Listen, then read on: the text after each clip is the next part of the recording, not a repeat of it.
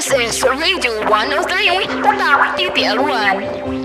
Maayong aga sa aton mga abyan diri sa banwasang instansya. Ari naman kita para pagatunghayan ng isa ka istorya na hanungod sa isa ka bata nga puwerte ka alam sa matematika, mabinuligon sa ginikanan kag may maayo nga tagipusoon sa tanan. Kari kita, aton pamatian. Sa norte nga bahin sang Iloilo, sa banwasang istansya, may ara isak is nga ginatawag Isla Tampisaw. May ara duha ka mag-asawa, ina sila Pinyong kag Pinyang. Sila ginbugayan sang puwerte kapuisan nga bata, ini si Inday Padang. Isa sa tuka adlaw, si Inday Padang nagkadto sa higad sang baybay agud bantayan ang iya nga amay mag-abot halin sa pagpangisda. Bago sini, naglisensya siya si iya nga iloy. Nay, makadto ako nay sa higad sang baybay para bantayan to si tatay. O sige nak, basta hindi ka lang din magpaligo sa dagat ha. Sige nay, malakat na ko nay. Sang ara na si Padang sa higad sang baybay.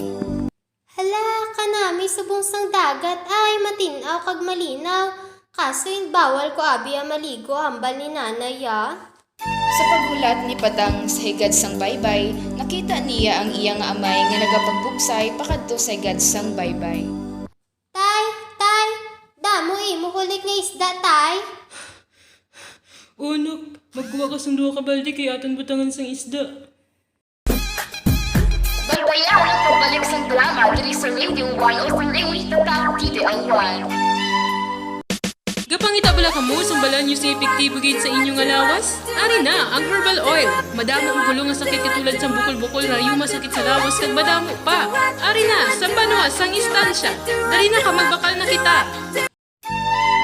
Nagkadto sa talipapa si Padang para ibaligya ang isda, kag sang malapit na maubos, nag-abot si Tiyay Unyang.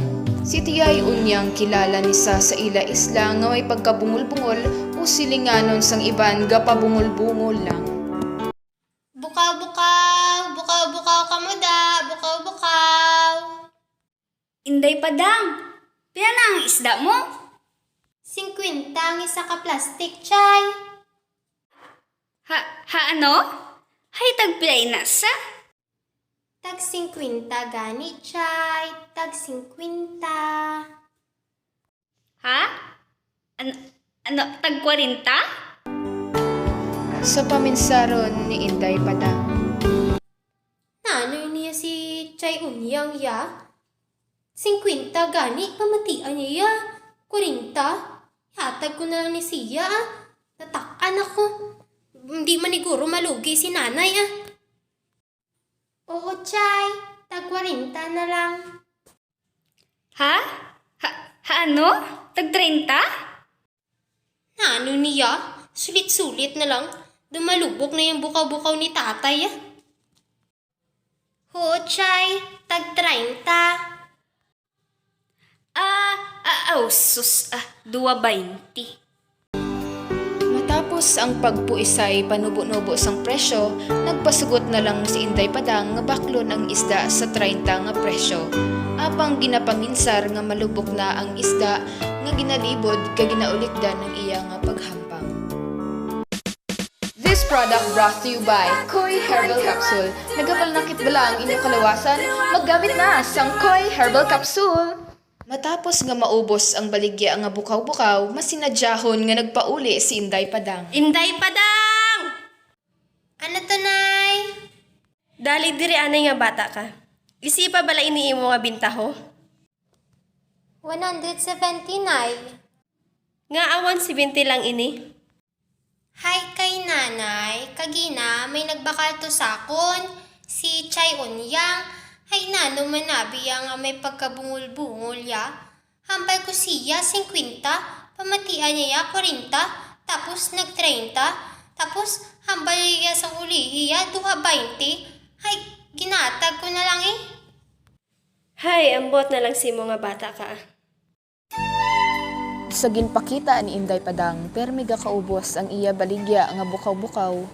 Si Inday Padang, isa ka bata nga mapisan, may maalwan nga tagipusoon kag puno sang determinasyon nga malabot ang iya mga handom para sa iya pamilya.